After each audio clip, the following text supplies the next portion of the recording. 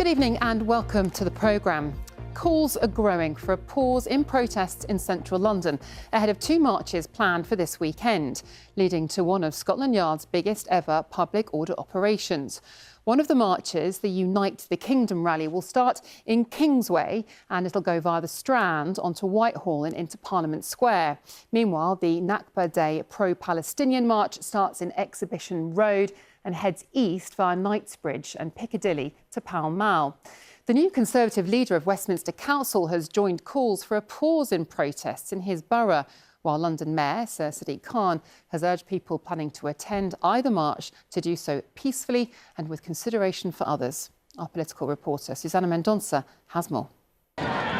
They've become a familiar scene on the streets of central London, and this weekend two more large protests, one by mainly anti-immigration demonstrators, the other by pro-Palestinian groups, are expected to put more pressure on policing.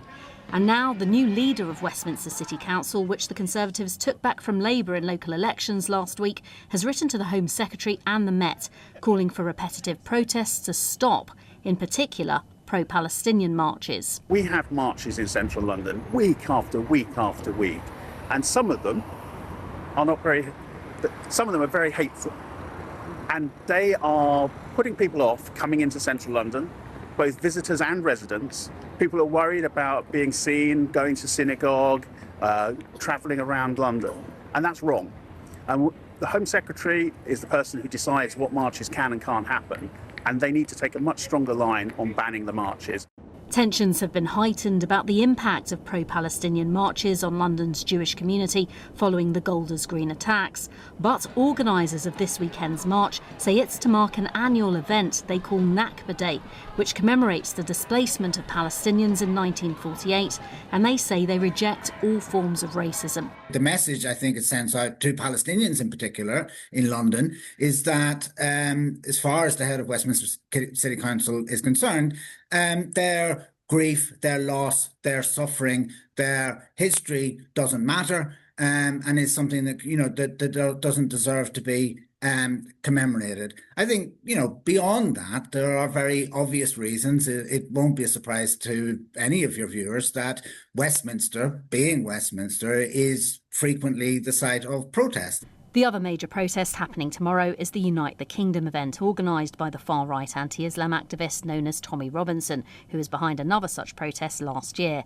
They haven't responded to our request for comment. But Camden Council, where that march will begin, told us it was proud to be a borough of sanctuary that welcomed those fleeing conflict, disaster and persecution. It added that it had witnessed violent and deeply concerning rhetoric during a similar march in September, which goes against everything the borough stands for. Community issues and tensions that we're dealing with.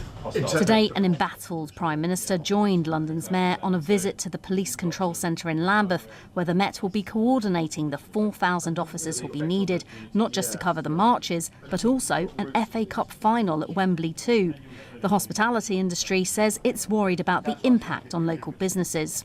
Alongside, this media frenzy, talking about these three events happening all at the same time within central London, I think really I would like to see a message going out that London is still open, the trains are still operating, the businesses are still open and people can still visit.